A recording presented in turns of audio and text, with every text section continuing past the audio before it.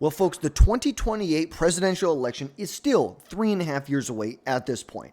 But Democrats and Republicans are already laying the groundwork for a 2028 presidential bid, not only to win the nomination of their respective party, but to win in the general election in 2028 and govern for the next 4 years after President Donald Trump will leave office in 2029, January 20th of 29 to be specific. So today we are going to be looking at a 2028 presidential race, a tier list for the Democrat nomination. We're going to be looking at roughly about 15 Democrats that we have in front of us right here. And we're going to go through one by one, discuss them, and where they would play out in a primary setting. Now remember, this is not for a general election. This is not about rating each candidate based on how well they would do in a general election. We're going to do another video on that. This is how well they would do in a primary.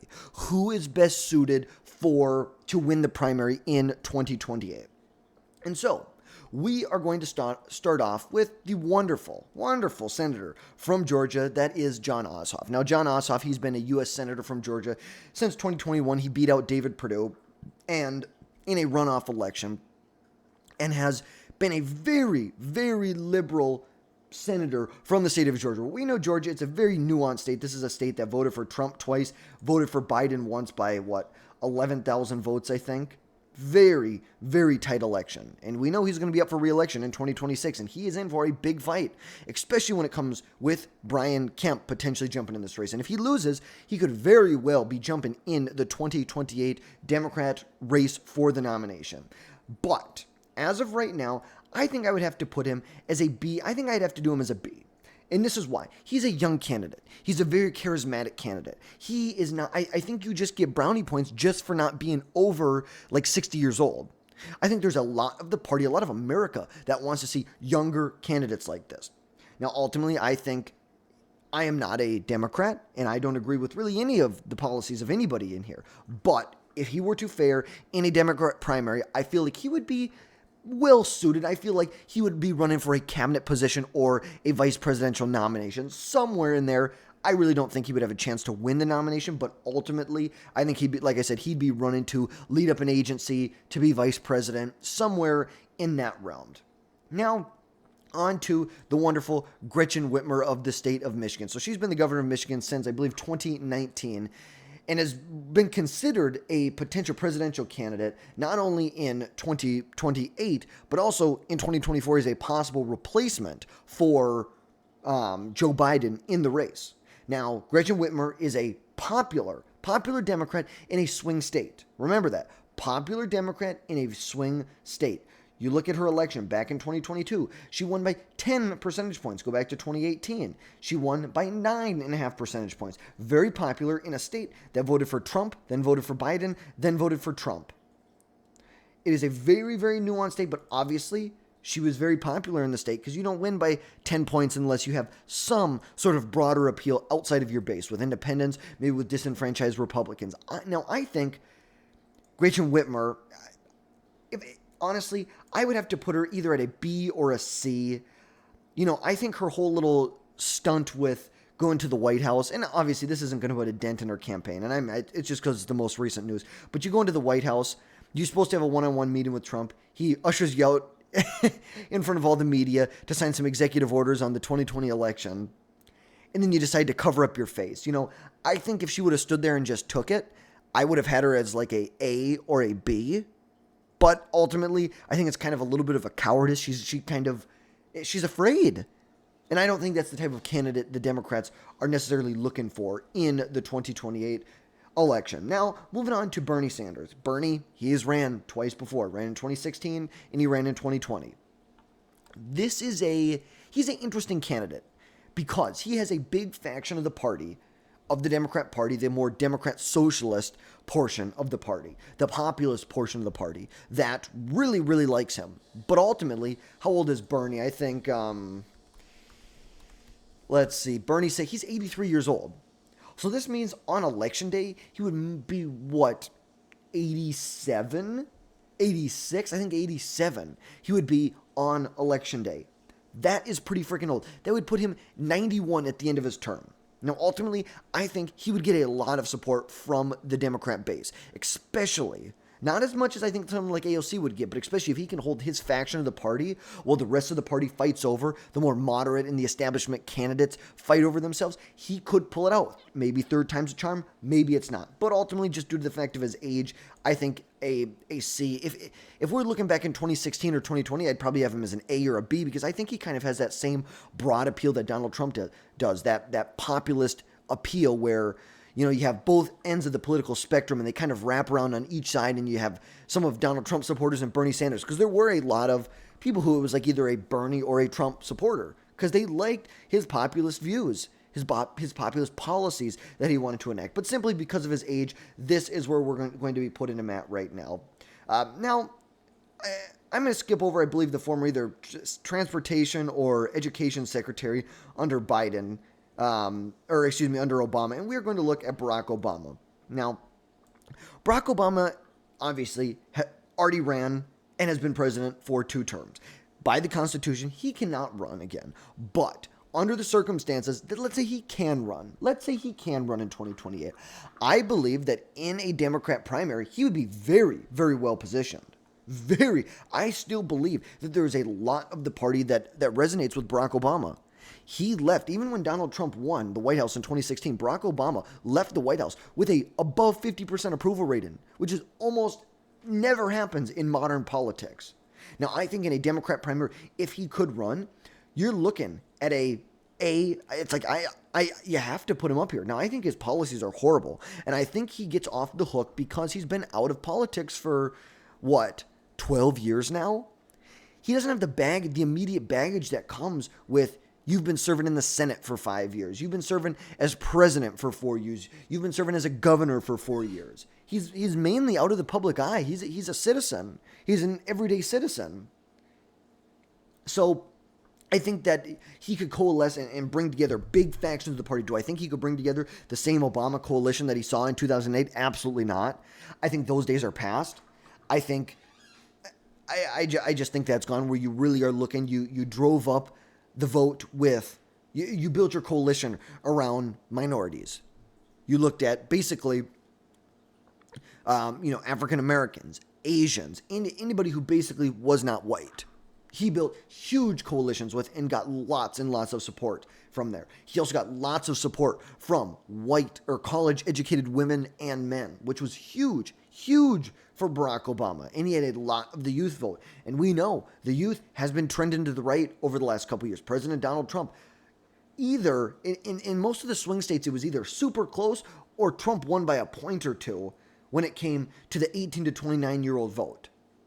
I truly believe that Obama could not pull together the same coalition. I think he could win a primary. Don't get me wrong. He probably could win a general election. But there's a big but there. He would not do it with the same coalition that you saw in 2008. You're not going to have the coalition where you're winning places like Iowa, Indiana, Ohio, Florida, Nevada. You're not winning by 12 points. Maybe you win it by a point or two, but it has been trending to the right for some years now. Look at this. You're winning the 2nd congressional district in Nebraska. These are some big victories. And look at this. You're winning Michigan by 16 points. Wisconsin by 14 points. Pennsylvania by 10. New York by 26. California by 25. You win North Carolina. You win, Virginia not as much anymore. You win just huge states. And look at this. You're really closing the gap on the state of Texas. You're closing the gap in places like Georgia, South Carolina, the Dakotas, Montana. You're telling me Obama came within 2.5 points of Montana? But you're not pulling that. You're not pulling that together. I think for a primary, Barack Obama is very, very well positioned. He is still very well liked by the party at large. Now, we're going to look at a moderate Democrat. A Democrat, and we're just going to put him, I would say I'm going to have to put him at an A for right now. And here's what I have to say. So Andy Beshear, he's the governor of Kentucky. He was elected back in 2019. These are the off-cycle elections. We see, let's go back, 2019. He was elected in Kentucky by not even half a percentage point, went on to 2023 to win re-election by 5 points. Remember, this is a state that voted for President Donald Trump by 30 points. And you're telling me the year before they voted for a Democrat governor by 5 points? against a former attorney general from the state. It's like, look at this. This is just ridiculous. Look, Kentucky, they voted for Rand Paul by 24 points.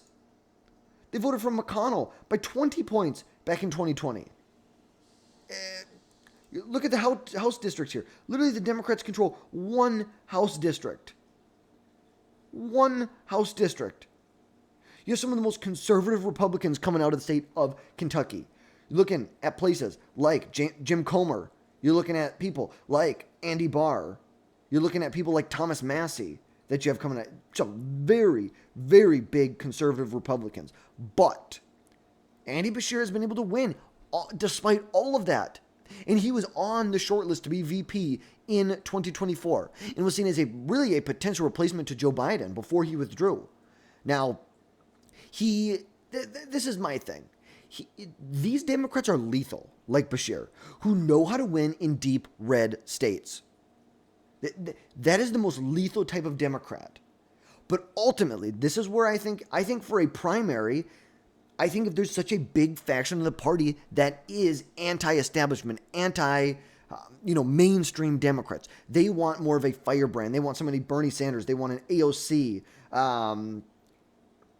I have a hard time seeing him pulling in kind of the AOC faction of the party. But if you're just talking about everyday Democrats, your grandfather's Democrat Party, Andy Beshear is pulling them together. I think he could cobble together a lot of support. And actually, the only issue would be is name recognition. He does not have the name recognition of some of these other governors. But we know that even though he won in a state that voted for Trump by 30 points, he was one of the most popular Democrat governors in the United States, according to a recent Morning Consult poll. Like, if that's not enough speculation to say he might throw his hat in the ring in 2028, I don't know what is. You one of the most popular governors in the country. You won in a state Trump won by 30 points. You expanded your margin of victory, and you were shortlisted for VP in 2024. I think you've got what it takes right there. Now, Wes Moore, I'm not a big fan of him. Let's just put it that way. To put it lightly, I don't even think he should be in this list right here. I don't think I need to go any further there. I think he's an inexperienced governor that I just don't think he's going to have the support within the Democrat Party that would be needed to run a successful primary against anyone else. I feel like, even someone like Rahm Emanuel would do better. And I don't think he really has a shot. Like, if I'm being 100% honest with you. Now, might as well talk about Rahm Emanuel. I think Rahm Emanuel, this is a D.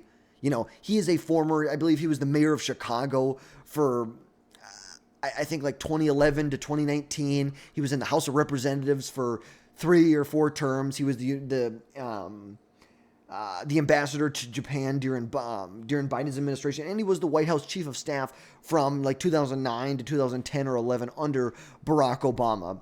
And there's been some support from some speculation from Politico in the Chicago Sun-Times that says he's gearing up for a presidential run in 28.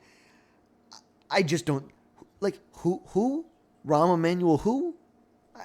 I have a very, very hard time seeing him really getting any traction. Now, granted, crazier things have happened. Somehow a one-term senator from Chicago became the president of the United States. Somehow a billionaire who developed real estate and had a TV show became president of the United States. So, crazier things have happened at the end of the day. But ultimately, if we're looking at his chances or where he is on a tier list, I would put him as a D on my list. Now, looking at Tim Walz. Tim Walz is a very interesting character, and I would have to put him in the C range. He's not... There aren't like middle of the ground things for Tim Walz. They're either super good... From a Democrat's perspective, there are a lot of super good things, and there are a lot of super things that are not great about Tim Walz. When you're looking about the things about Tim Walz that people do like, especially the Democrats from Minnesota, they like him because he got stuff done. He has served as the governor from Minnesota since 2019, and he was Kamala Harris's running mate. Now, he has been going around the country since their loss, really trying to rally support for Democrats, going to small towns, going to local Democrat chapters, and holding large rallies. It's like we're talking a few thousand people, but he was also very, very critical of the Democrats, what they did in 2024, how the race was run, And I'm not surprised that Walz's name is on this list. I think we were kind of all surprised when he got the nominee, but also I think he's kind of just a little bit of a bumbling moron. The guy is talking about he makes friends with school shooters. This is the guy is the self-described knucklehead. I think he can be a not pragmatic, a charismatic character, but ultimately I think it's just all fake. I think he is so. I just think there's better candidates. If the type of, it's almost like Ron DeSantis, where Ron DeSantis and Trump were in the primary. Ron DeSantis is trying to get the same type of voters that Donald Trump was, but they're choosing Donald Trump over Ron DeSantis. I feel like Tim Walz is kind of in that same boat on many fronts. I feel like he has some appeal to more of the moderates in the party, but he also has appeal to more of the left wing of the party, and I just feel like they have better options. The moderates have better options in people like Josh Shapiro or Andy Beshear. Meanwhile, you go far to the left, they have better candidates in the sense of AOC or Gavin Newsom, who I think are just better candidates in general than Tim Walz. That's just my thoughts on it right now. Now, Stephen A. Smith, a very, very interesting character. Very interesting character.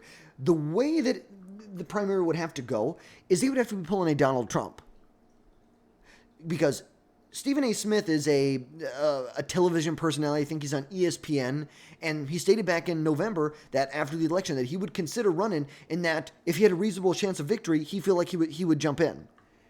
He says that he has no chance but to consider it. And ever since then, he's made comment after comment that shows that, hey, he's looking to jump in this race. He would definitely entertain the idea of jumping in here. And now he says because he doesn't want to, it's because, he needs to. You don't need to do anything, dude. It's because you want to elevate yourself. And I get it. Who doesn't want to elevate themselves? But he's, average polling right now has him around 2%. I think he's a wild card, to be honest with you. I think that he could either just be a complete flop or he could come out. I'm going to take that back. He's not going to pull a Donald Trump. He's not. I think if you're actually looking at candidate quality, I got to put him in the same category as Rahm Emanuel at like a D. I don't even know what his policy positions are. And maybe that doesn't matter. Maybe it doesn't matter. Because Trump has flip-flopped on a lot of things over the years, the last 20, 30 years. So does it really matter? To some voters, it's like that just doesn't matter to them. They like that personality. That's what they're in it for. They like the person who's fighting for them. Even if they don't agree with every step they make, they like the person who's fighting for them. And I feel like he could be that candidate. But ultimately, I just don't know if that's where the Democrat Party is as a whole. Now, Ruben Gallego, he's a senator from Arizona. I don't think he's going to run. I think it's a kind of a dumb idea to even entertain him running. If I'm just being honest, the only reason he still is in the Senate is because he ran against Kari Lake in 2024. That is literally it. Now, he's been in D.C. for about a decade now. He was a congressman for 10 years, and now he's a senator there. And he won in a battleground state, and you got to give him some credit, but ultimately you ran against Kari Lake, so the bar wasn't really high. And, you got to give him credit. He did outpace Harris in Arizona. Harris got 46% in Arizona, while Gallego got just over 50%. He ran ahead of the top of the ticket by about 4 percentage points, which he performed pretty well with Latino men, a key demographic that Democrats across the board have struggled with, where Donald Trump has received a lot of support. You want to talk about Latinos shifting towards the Republican Party. Look down here, and we're going to actually go by the presidential race. Look in Florida. Look at Miami-Dade. Look at Broward County. Look at Palm Beach. Let's go back to 2000 when Bush won the election. And now, granted, Florida was close. But let's go back to when this was and we don't even have the data for Bush. But look at this. Even when Clinton won, and I guess you split the vote, so that's not a great one. But look at this. Clinton ran again. Look, you're winning Miami-Dade, 20 points. Broward County, 35 points. Palm Beach, 25 points. Same thing. These are solidly blue. Solidly blue. Even in 2016, these were solidly blue. But look at this, 2020. Whoa. Miami-Dade, 7.5. Palm Beach, 12. Look at this, a flip. You go from a 7-point Biden county, you could say a 30-point Clinton county to an 11-point Trump county. This huge, heavy Latino support here. Same thing with Texas. You look down here at these border counties. Look at this. Even just go back to 2020. Look how blue this map is down here. These are like 70, 80% Latino counties down here. Voted for Biden. Look, go back to 2016 when Trump won. These were solidly blue. Look at this. You have barely Democrats are sweeping by in some of these, but Republicans flipping a number. Look at this. 16-point advantage, 22-point advantage when this was a 32-point advantage for Clinton. Talk about a flip, and that just has to do with the Republican Party. I don't want to say pandering, but doing what they can to bring more voters into the camp. But ultimately, Ruben Gallego, I don't think he has a shot. I don't even see him jumping in this race. I think it would kind of be idiotic. Now, Pete Buttigieg, he's kind of an interesting character. He's a younger guy. He's a homosexual. He was the mayor of South Bend, Indiana, and served as a transportation secretary from 21 to 25. And, I think he's pretty well-spoken. For a Democrat, he is very well-spoken. And he was also a contender to be VP Harris's running mate in 2024 after she got the Democrat nomination. And he is seen by the Democrats as a communicator. He is the Ronald Reagan was the great communicator. And I'm not trying to compare Pete Buttigieg to Ronald Reagan by any means. But Buttigieg knows how to talk to voters. He does very, very well with them. Look back to 2020. He won the Iowa caucus. He almost won the New Hampshire primary. That is by getting on the ground and interacting with voters. He definitely has a big place in the Democrat Party going forward. So I would have to put him as probably a B candidate. I think he's a little more liberal. This is the thing. I think if the Democrat Party is going to win, I think they need to move their party as a whole culturally and economically more to the center. They have run too far to the left. And I feel like Buttigieg is more to the left than say someone like a Andy Beshear or someone like a Josh Shapiro. But he has good name recognition countrywide. He is a lot better communicator than, say, even Bernie Sanders or Tim Walz. I think you have to put him in this B category as of right now. Now, I'm going to wait to do Kamala Harris towards the end, and I'm going to wait to do AOC till the end too. Cory Booker, can I give this guy like a, what's below an F? This guy is freaking nuts. Like if we're being 100% honest, this guy is kind of a little kooky. He got up and talked for, 25 hours? 25 hours he talked on the Senate floor for basically no reason. Basically no reason. He wasn't filibustering anything. He wasn't holding up any legislation. And he decided that he was going to talk for 25 hours and rant about how Donald Trump is destroying democracy. He wasn't filibustering anything. And Cory Booker is the exact picture of the modern Democrat Party right now. All performance, no substance. It's a theatrical performance. And this is just par for the course for the modern left. They don't want to push for debate. They want to push for their moral posturing that they are on this high hill, that they're just better than you. And if you don't agree with them, you're not just against them. You're not just wrong. You're evil. You're racist. You're sexist. You're destroying democracy. You're a threat to the Constitution.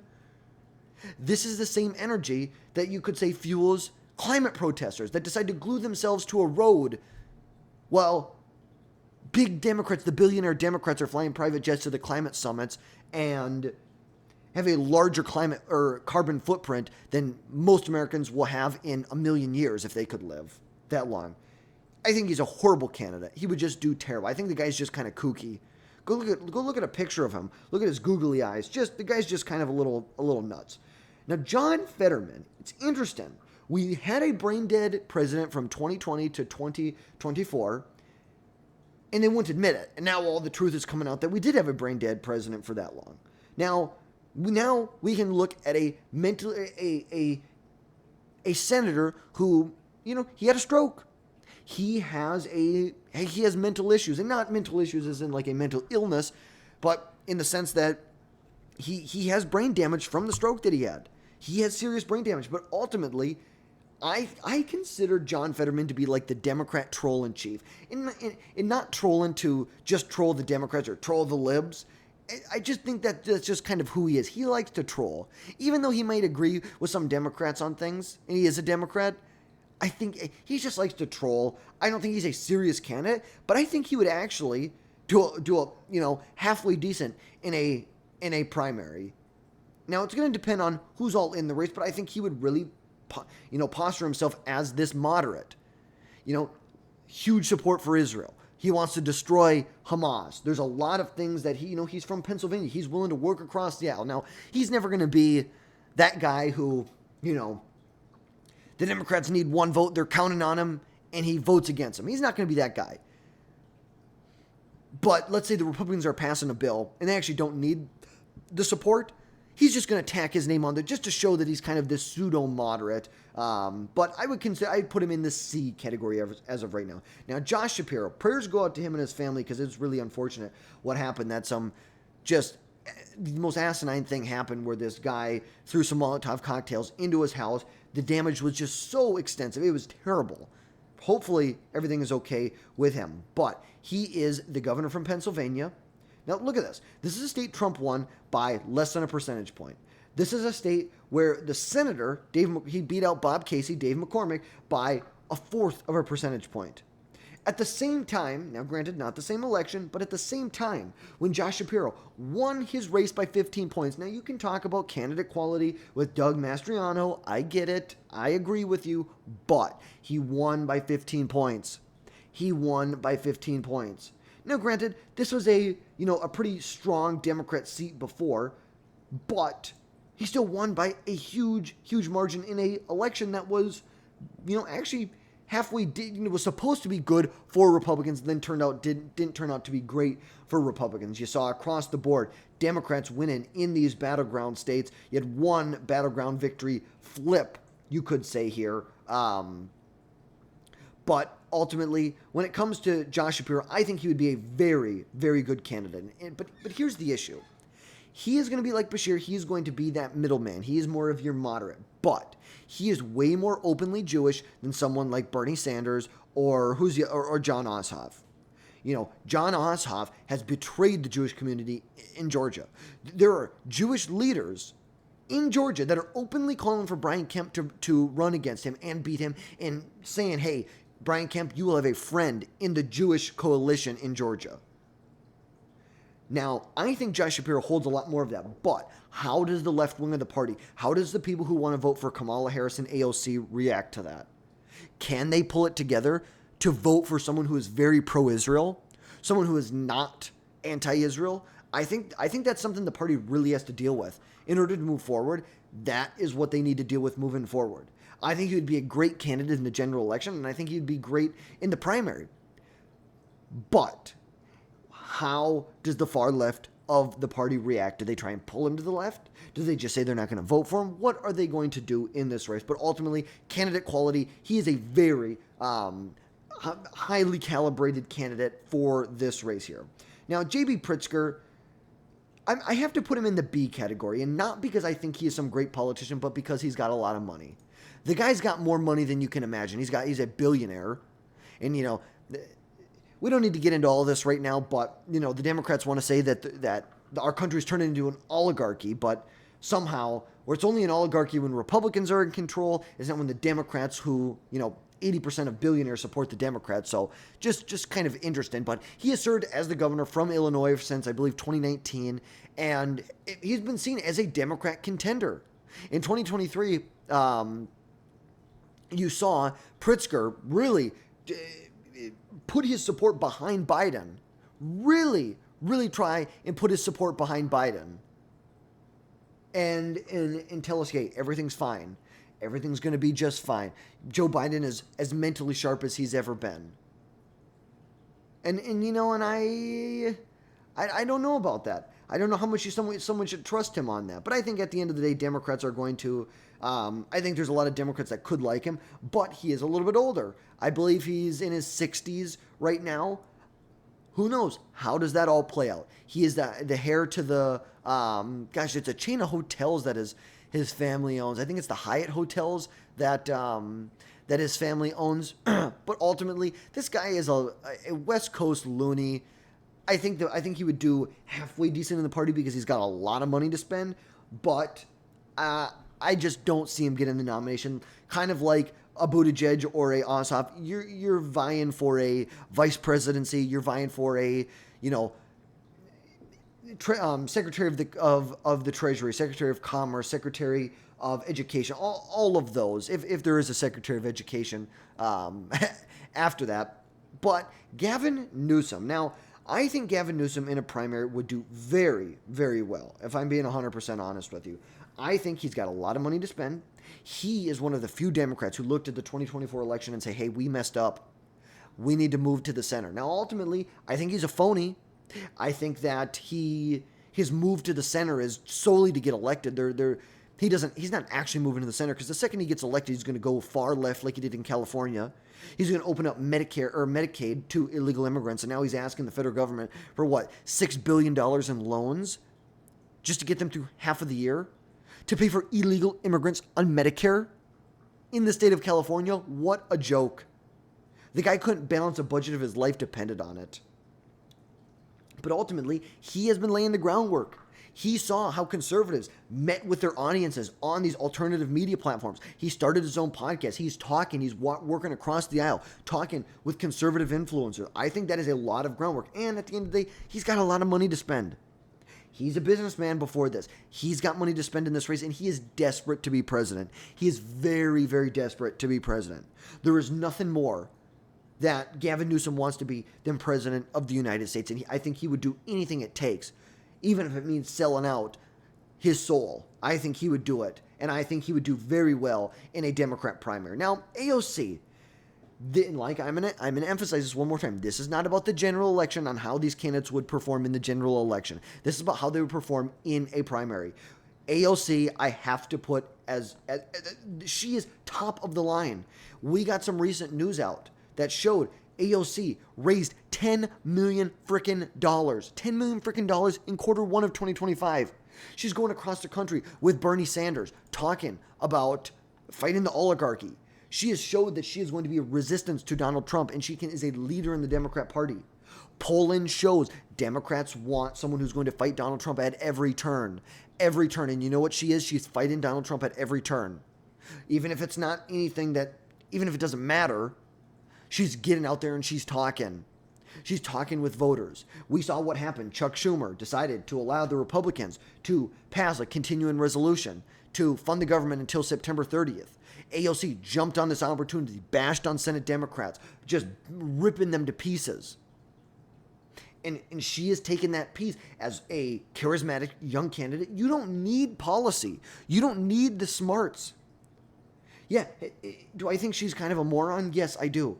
But I think she is the vocal, loud fighter that Democrats are looking for. She's this young, charismatic person. Democrats want her. There was a recent poll out from Atlas Intel that showed that she had the highest favorability rating among Democrats who their last name wasn't Obama. So I think between the fundraising, her national appeal, definitely laying the groundwork for a 2028 bid for the nomination. And now Kamala Harris.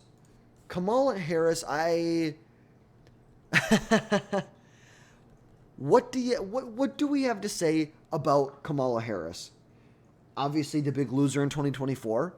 The big theory behind Kamala Harris, and I'll just come out and put this, I think she would be a B. I think she should run for the governorship in California if she really wants to win. Even though I'm not in the mood of giving Democrats advice that would help them, I think she should run for California because that'll be better.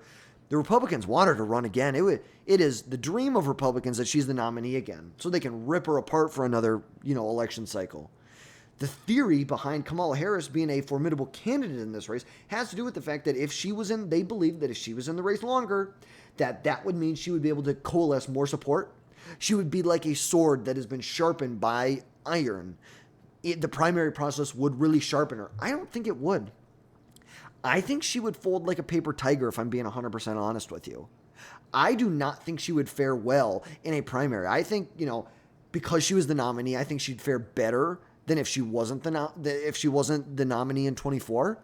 But ultimately, I don't think voters want her again. Even though the polling says that right now, I think let's get closer to election. Let's get closer to the primaries, and let's see where you guys are at. She's an empty suit. But Barack Obama was an empty suit too in 2008, but somehow he got elected. But I don't think she is as charismatic. I don't think she's well put together. She is as well spoken. I don't think she can build the coalition that's needed in order to win. We saw she refused to put separation, to put daylight between her and Biden. And now we know why. Because Biden basically made her beg for the endorsement and said, no daylight, kid. No daylight. No daylight between the two of us. Not going to happen. So I think she would be I think it would just be embarrassing because she'd lose. But honestly, as of right now, I think you're either looking between AOC or someone like an Andy Beshear or Josh Shapiro. You're either going to the left or you're going to the center. Andy Beshear, Josh Shapiro, I think Josh Shapiro. I think that if I had to pick a moderate, I'd pick Josh Shapiro. If I had to pick a more left-leaning candidate, I would pick AOC. So let me know your thoughts down below. How do you rate my prediction right here? How do you rate my tier list? Do you think this is a good tier list? What would you change about this tier list? Let me know your thoughts down below. As always, smash that subscribe button. That is the best way to help my channel grow, to help us reach new and new audiences so we can get you the most up-to-date facts and coverage and analysis of what's going on in the world every single day. So I appreciate you guys sticking around for 36 minutes. Actually, right now, 36 minutes in. We appreciate you sticking around. We will catch you next time, folks.